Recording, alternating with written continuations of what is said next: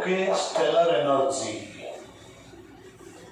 Energy given out by the sun and the other stars is called stellar energy. ಈ ಸಣ್ಣ ಮತ್ತು ಸ್ಟಾರ್ಸ್ಗಳು ಒಂದು second ಅಲ್ಲಿ ಎಷ್ಟು ಎನರ್ಜಿಯನ್ನ ಎಮಿಟ್ ಮಾಡ್ತಾ ಇದ್ದಾವೆ ಅದಕ್ಕೆ ನಾವು ಸ್ಟೆಲ್ಲರ್ ಎನರ್ಜಿ ಅಂತ ಕರಿತೀವಿ. The sun emits the energy 3.8 into 10 raised to 26 joule per second. ಒಂದು ಸೆಕೆಂಡ್ಗೆ ಸನ್ 3.8 into 10 to the power 26 joule of energy emit ಮಾಡ್ತಾ ಇದೆ. ಹಾಗಾದ್ರೆ ಇಷ್ಟು tremendous amount of energy sun ಇಂದ ಎಮಿಟ್ ಆಗಲಿಕ್ಕೆ ರೀಸನ್ ಏನು? ಒಂದು, chemical reactions are not possible. ಎರಡನೇದು, nuclear fusion is not possible.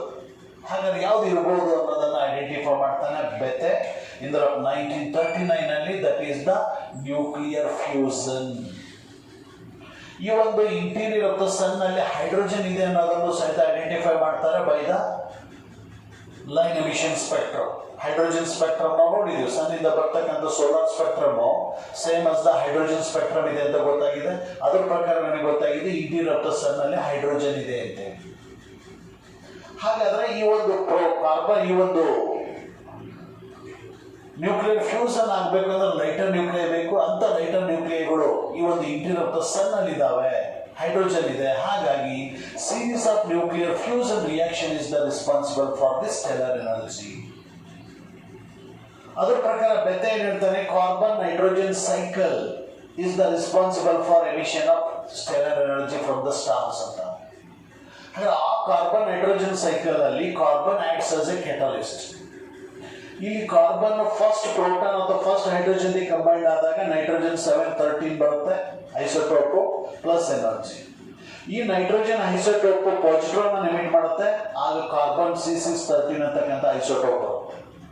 ಈ ಕಾರ್ಬನ್ ಐಸೋಟೋಪ್ ಸೆಕೆಂಡ್ ಪ್ರೋಟಾನ್ ಜೊತೆ ಕಂಬೈಂಡ್ ಆದಾಗ, ಕಾರ್ಬನ್ ಐಸೋಟೋಪ್ ಈ ಒಂದು ಸೆಕೆಂಡ್ ಪ್ರೋಟಾನ್ ಜೊತೆ ಕಂಬೈಂಡ್ ಆದಾಗ ಅಲ್ಲಿ ಆ ಒಂದು ನೈಟ್ರೋಜನ್ 714 ಅಂತಕ್ಕಂಥ ಈ ಒಂದು ನೈಟ್ರೋಜನ್ ನ್ಯೂಕ್ಲಿಯಸ್ ಬರುತ್ತೆ, ಪ್ಲಸ್ ಎನರ್ಜಿ ಎಮಿಟ್ ಆಗುತ್ತೆ. ನೈಟ್ರೋಜನ್ 714 ಅಂತಕ್ಕಂಥ nucleus second proton third proton ಜೊತೆ ಕಂಬೈಂಡ್ ಆದಾಗ ಆಕ್ಸಿಜನ್ 815 ಅಂತಕ್ಕಂಥ ಈ ಒಂದು ಆಕ್ಸಿಜನ್ ಐಸೋಟೋಪ್ ಬರುತ್ತೆ, ಪ್ಲಸ್ ಎನರ್ಜಿ ಎಮಿಟ್ ಆಗುತ್ತೆ. ದೆನ್ ಆಕ್ಸಿಜನ್ 815 ಅಂತಕ್ಕಂಥ ಐಸೋಟೋಪ್ ನೈಟ್ರೋಜನ್ 715 ಅಂತಕ್ಕಂಥ ಈ ಒಂದು ನೈಟ್ರೋಜನ್ ಐಸೋಟೋಪ್ ಅನ್ನು ಎಮಿಟ್ ಮಾಡುತ್ತೆ, ಜೊತೆಗೆ ಸೆಕೆಂಡ್ ಪಾಸಿಟ್ರಾನ್ ಸಹಿತ ಎಮಿಟ್ ಆಗುತ್ತೆ. ನೆಕ್ಸ್ಟ್ ನೈಟ್ರೋಜನ್ 715 ಅಂತಕ್ಕಂಥದ್ದು ಫೋರ್ತ್ ಪ್ರೋಟಾನ್ ಜೊತೆ ಕಂಬೈಂಡ್ ಆದಾಗ ಹೀಲಿಯಂ 24 ಮತ್ತೆ ಕಾರ್ಬನ್ C612 ರೀ ಎಮಿಟ್ ಆಗುತ್ತೆ, ಪ್ಲಸ್ ಎನರ್ಜಿ. ಇದು ಕಾರ್ಬನ್ ನೈಟ್ರೋಜನ್ ಸೈಕಲ್. ಈ ಕಾರ್ಬನ್ ನೈಟ್ರೋಜನ್ ಸೈಕಲ್ ಅಲ್ಲಿ ಟೋಟಲಿ 1 2 3 4 ಪ್ರೋಟಾನ್ಸ್ಗಳು ಇನ್ವಾಲ್ವ್ ಆಗಿದ್ದಾವೆ.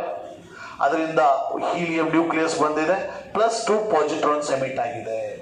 ಸೊ ಈ ಒಂದು ಕಾರ್ಬನ್ ನೈಟ್ರೋಜನ್ ಸೈಕಲ್ ಅನ್ನು ಸಮರೈಸ್ ಮಾಡಿದಾಗ 4 protons are combined to produce the helium nucleus, plus 2 positrons, plus 25 MU of energy. ಇದು ಕಾರ್ಬನ್ ನೈಟ್ರೋಜನ್ ಸೈಕಲ್ ಅನ್ನು ಸಮರೈಸ್ ಮಾಡಿದಾಗ ಬಂದಿರತಕ್ಕಂಥ ಎಂಡ್ ರಿಯಾಕ್ಷನ್. ಹಾಗೇನೆ recent investigation shows that proton cycle is also responsible for the stellar energy. ಹಾಗಾದ್ರೆ ಆ ಒಂದು proton cycle ಯಾವ ರೀತಿ ಇರುತ್ತೆ ಅನ್ನೋದನ್ನ ಇಲ್ಲಿ ನೋಡಿ. ಇಲ್ಲಿ 2 ಪ್ರೋಟಾನ್ಸ್ ಇದೆ, ಪ್ಲಸ್ 2 ಪ್ರೋಟಾನ್ಸ್ ಇದೆ, ಟೋಟಲಿ 4 ಪ್ರೋಟಾನ್ಸ್ಗಳು ಕಂಬೈಂಡ್ ಆಗಿ 2 ನ್ಯೂಟ್ರಾನ್ಸ್ಗಳು ಬಂದಿದ್ದಾವೆ, 2 ಪಾಸಿಟ್ರಾನ್ಸ್ಗಳು ಬಂದಿದ್ದಾವೆ, ಪ್ಲಸ್ ಎನರ್ಜಿ ಎಮಿಟ್ ಆಗಿದೆ. ಈ ರೀತಿ ಹಾಗಾದ್ರೆ ಮತ್ತೆ 2 ಪ್ರೋಟಾನ್ಸು ಅಗೇನ್ ಇಲ್ಲಿ ಎಮಿಟ್ ಆಗಿರ್ತಕ್ಕಂಥ 2 ನ್ಯೂಟ್ರಾನ್ಸ್ಗಳು ಕಂಬೈಂಡ್ ಆಗಿದ್ದಾವೆ. 2 ಪ್ರೋಟಾನ್ಸ್ ಮತ್ತು 2 ನ್ಯೂಟ್ರಾನ್ಸ್ಗಳು ಕಂಬೈಂಡ್ ಆಗಿ ಅದರಿಂದ ಹೀಲಿಯಂ 23 ಅಂತಕ್ಕಂಥ 2 ಐಸೋಟೋಪ್ಸ್ಗಳು ಎಮಿಟ್ ಆಗಿದ್ದಾವೆ, ಪ್ಲಸ್ ಎನರ್ಜಿ ಎಮಿಟ್ ಆಗಿದೆ. ಇಲ್ಲಿ ಹೀಲಿಯಂ 23 ಅಂತಕ್ಕಂಥ 2 ಐಸೋಟೋಪ್ಸ್ಗಳು ಅದರಿಂದ ಹೀಲಿಯಂ 24 ಅಂತಕ್ಕಂಥ ನ್ಯೂಕ್ಲಿಯಸ್ ಮತ್ತೆ 2 ಪ್ರೋಟಾನ್ಸ್ಗಳು ಮತ್ತೆ ರೀ ಎಮಿಟ್ ಆಗಿದ್ದಾವೆ, ಪ್ಲಸ್ ಎನರ್ಜಿ ಎಮಿಟ್ ಆಗಿದೆ. ಇದು ಪ್ರೋಟಾನ್ ಸೈಕಲ್. ಹಾಗೆ ಈ ಪ್ರೋಟಾನ್ ಸೈಕಲ್ ಅಲ್ಲಿ 2 + 2 + 2 6 ಪ್ರೋಟಾನ್ಸ್ಗಳು ಇನ್ವಾಲ್ವ್ ಆಗಿದ್ದಾವೆ, ಬಟ್ 2 ಪ್ರೋಟಾನ್ಸ್ಗಳು ರೀ ಎಮಿಟ್ ಆಗಿದ್ದಾವೆ. ಅಂದ್ರೆ ಇಲ್ಲಿನೂ ಸಹಿತ 4 ಪ್ರೋಟಾನ್ಸ್ಗಳು ಇನ್ವಾಲ್ವ್ ಆದಂಗೆ ಆಯಿತು. ಟೂ ಪಾಸಿಟ್ರಾನ್ಸ್ಗಳು ಎಮಿಟ್ ಆಗಿದ್ದಾವೆ, ಹೀಲಿಯಂ ನ್ಯೂಕ್ಲಿಯಸ್ ಎಮಿಟ್ ಆಗಿದೆ. ಅಂದ್ರೆ ಕಾರ್ಬನ್ ನೈಟ್ರೋಜನ್ ಸೈಕಲ್ ಅನ್ನು ಸಮರೈಸ್ ಮಾಡಿದಾಗ ಏನು ಬಂದಿತ್ತು ಅದೇ ರಿಯಾಕ್ಷನ್ ಇಲ್ಲಿನೂ ಸಹಿತ ಬಂದಿದೆ. ಇಲ್ಲಿನೂ ಸಹಿತ 4 ಪ್ರೋಟಾನ್ಸ್ಗಳು ಕಂಬೈಂಡ್ ಆಗಿ ಅದೊಂದು ಹೀಲಿಯಂ ನ್ಯೂಕ್ಲಿಯಸ್ ಬಂದಿದೆ, ಜೊತೆಗೆ 2 ಪಾಸಿಟ್ರಾನ್ಸ್ ಬಂದಿದೆ, plus nearly 25 MeV energy release ಆಗುತ್ತೆ. ಇದು ಪ್ರೋಟಾನ್ ಸೈಕಲ್ನ end reaction is also same as that of this carbon nitrogen cycle end reaction. ಹಾಗಾದ್ರೆ ಈ ಒಂದು ಯಾವೊಂದು ಸ್ಟಾರ್ಸ್ ಅಲ್ಲಿ ಟೆಂಪರೇಚರು ಸನ್ನಿಗಂತೂ ಜಾಸ್ತಿ ಇರುತ್ತೋ ಅಂಥ ಸ್ಟಾರ್ಸ್ಗಳು ರೇಡಿಯೇಷನ್ ಅಥವಾ ಎನರ್ಜಿನ ಎಮಿಟ್ ಮಾಡ್ತವೆ by the carbon nitrogen cycle ಇಂದ. ಹಾಗೆ ಯಾವೊಂದು ಸ್ಟಾರ್ಸ್ ಅಲ್ಲಿ ಟೆಂಪರೇಚರ್ ಸನ್ನಿಗಂತ ಕಡಿಮೆ ಇರುತ್ತೋ ಅಥವಾ ಸಣ್ಣ ಅಷ್ಟೇ ಇರುತ್ತೋ ಅಂಥ ಸ್ಟಾರ್ಸ್ಗಳು ರೇಡಿಯೇಷನ್ ಅನ್ನು ಎಮಿಟ್ ಮಾಡೋದು ಬೈ ದ ಪ್ರೋಟಾನ್ ಸೈಕಲ್ ಇಂದ. ಸೊ ಈ ಒಂದು series of series of nuclear fusion reactions ಇಂದ ಈ ರೀತಿ ಆ ಒಂದು ಸನ್ ಮತ್ತು ಸ್ಟಾರ್ಸ್ ಇಂದ tremendous amount of energy emit ಆಗ್ತಾ ಇರುತ್ತೆ ಎವ್ರಿ ಸೆಕೆಂಡ್ಗೂ ಸಹಿತ.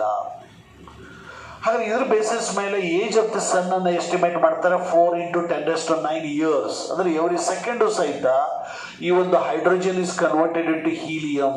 Nearly 700 million tons of hydrogen is converted into helium per second. ಒಂದು ಸೆಕೆಂಡ್ಗೆ 700 million tons of hydrogen helium ಆಗಿ ಕನ್ವರ್ಟ್ ಆಗ್ತಾ ಇದೆ. ಅದ್ರ ಬೇಸಿಸ್ ಮೇಲೆ ಆ ಒಂದು ಮಾಸ್ ಆಫ್ ದ ಸನ್ ಅನ್ನು ಸಹಿತ ಎಸ್ಟಿಮೇಟ್ ಮಾಡ್ತಾರೆ 2 × 10⁻30 kg and age of the sun is 4 × 10⁹ years means 4 billion years ಇದೆ. ಅಂದರೆ ಇನ್ನು 4 ಬಿಲಿಯನ್ ಇಯರ್ಸ್ ಮಾತ್ರ ಸನ್ ಇರುತ್ತೆ. ಆಫ್ಟರ್ 4 ಬಿಲಿಯನ್ ಇಯರ್ಸ್ ಆದಮೇಲೆ ಸನ್ ಡಿಸಪಿಯರ್ ಆಗುತ್ತೆ. ಮೀನ್ಸ್ ಆ ಒಂದು ಸನ್ ಇದ್ದಿದ್ದು ರೆಡ್ ಜಾಯಿಂಟ್ ಆಗುತ್ತೆ, ರೆಡ್ ಜಾಯಿಂಟ್ ಇದ್ದಿದ್ದು ಸೂಪರ್ ಜಾಯಿಂಟ್ ಆಗುತ್ತೆ, ಸೂಪರ್ ಜಾಯಿಂಟ್ ಇದ್ದಿದ್ದು ಈ ಒಂದು ವೈಟ್ ಡಾರ್ಪ್ ಆಗುತ್ತೆ, ವೈಟ್ ಡಾರ್ಪ್ ಇದ್ದದ್ದು ನ್ಯೂಟ್ರಾನ್ ಸ್ಟಾರ್ ಆಗುತ್ತೆ, ನ್ಯೂಟ್ರಾನ್ ಸ್ಟಾರ್ ಇದ್ದದ್ದು ಬ್ಲ್ಯಾಕ್ ಹೋಲ್ ಆಗಿ ಕನ್ವರ್ಟ್ ಆಗುತ್ತೆ. ಇದು final stage of the star. Okay, ಈ ರೀತಿ ಆ ಒಂದು ಸ್ಟೆಲ್ಲರ್ ಎನರ್ಜಿ ಬಗ್ಗೆ ಎಕ್ಸ್ಪ್ಲೇನ್ ಮಾಡ್ತೀವಿ ಬೈ ದಿಸ್ ಈಕ್ವೇಷನ್ಸ್.